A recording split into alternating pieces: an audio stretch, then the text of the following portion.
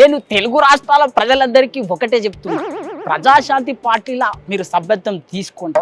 సభ్యత్వం తీసుకుంటే తెలుసు కదా మన ప్రపంచం అంతా శాంతిగా ఉంటుంది. నేను చెప్తున్నా, మొత్తం ఉక్రెయిన్ రష్యా యుద్ధం ఒక్కటే రోజుల ఆపేస్తా, అంత శక్తి నాకుంది. ఇక రాష్ట్రంలో పరిస్థితులు మీకు ఎరికే. ఏంటి కామెడీ అట్లా చేస్తున్నావేంది?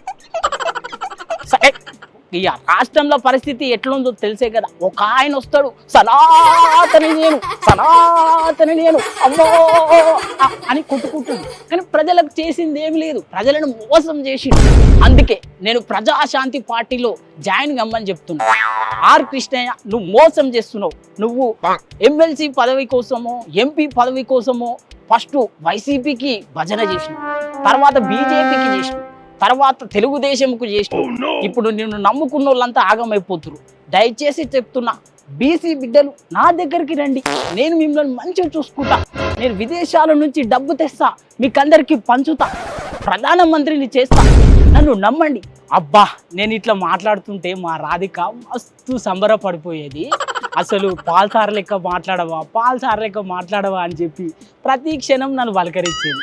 ఏం చేస్తాం ఇప్పుడు అంటే వాళ్ళ అమ్మగారి ఇంటికాడ ఉంది, మళ్ళీ వచ్చినాక చెప్తా. ఇప్పుడు పాల్సార్ ముచ్చటైతే మీకు చెప్పాలి కదా.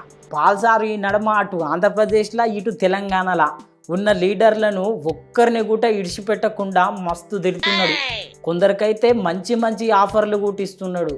అధ్యక్ష పదవి ఇస్తా, బయట దేశం నుంచి పైసలు తెస్తిస్తా అని చెప్పి ఈ నడుమ రోజుకొక ప్రెస్ మీట్ పెట్టి జనసేన అధ్యక్షుడు ఆంధ్రప్రదేశ్ డిప్యూటీ సీఎంను బాగానే తిడుతున్నాడు, ఎక్కిరిస్తున్నాడు. వాడి సనాతన ధర్మం మొన్నటి దాకా నా భార్య క్రైస్తవురాలు, నేను క్రైస్తవుని, నేను యోర్దన్లో బాప్తిజం పొందాను, నా పిల్లలు క్రైస్తవులు. ఈరోజు నేను పూర్ణ సదా పిచ్చోళ్ళలాగా ఎగిరిపోతున్నాడు. పాల్సారు అట్లా తిరిగితే కొందరికి ఎంజాయ్మెంట్ అనిపించిన జనసేన కార్యకర్తలకైతే మస్తు బాధ అనిపిస్తున్నదంట.